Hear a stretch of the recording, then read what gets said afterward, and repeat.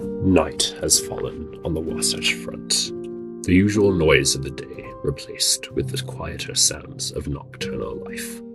Among the queer and curious critters of the night, one stands out for its unusual patterns of behavior. Chasicus palmericus.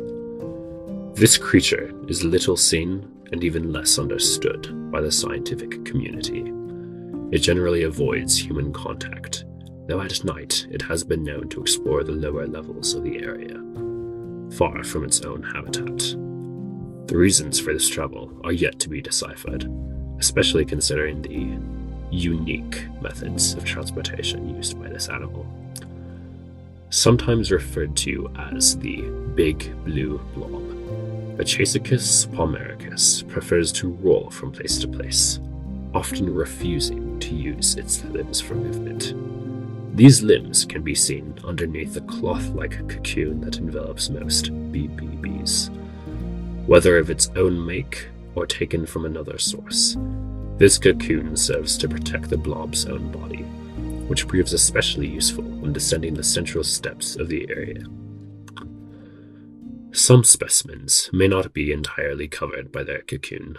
Legs or even heads may be seen from beneath their blue covering at times during their life cycle. This enhances their movement and sensory functions.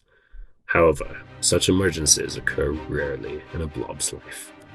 Documentation of such is especially difficult when the head is free, due to the Chasicus's aversion to human interaction.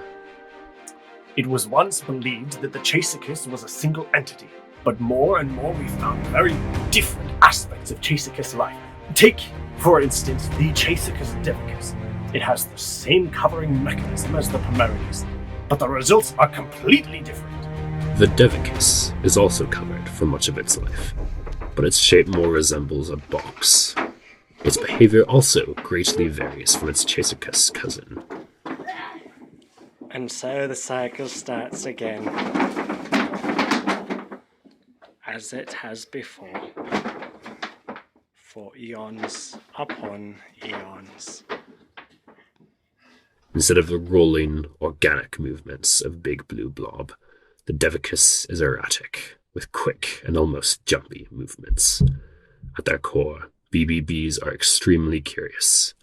Knowledge of their eating patterns is virtually non-existent, and researchers are unsure how they consume food, if, that is, they actually do.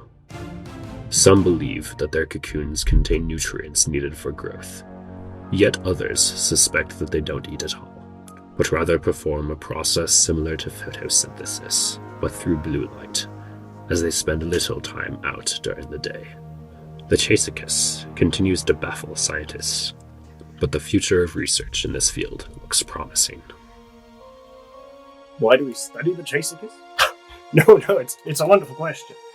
Well, at first the Chasicus was just another creature of the North American hills, no more interesting to us than the average critter.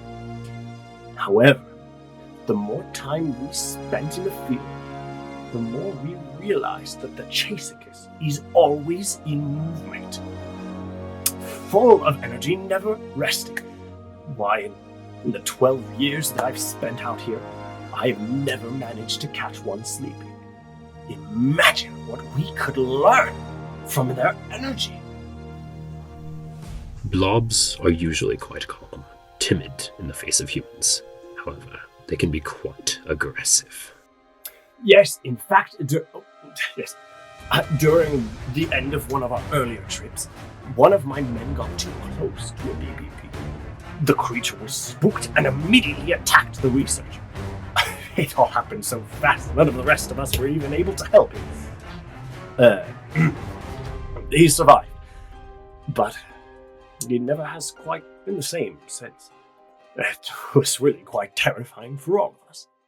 As with other animals, admiring blobs from a distance is the safest way to interact with them. The future will continue to tell us more about this graceful animal. Until then, Americans will continue to see the Chasicus in its nightly explorations, ever moving, ever curious, the Big Blue Blob.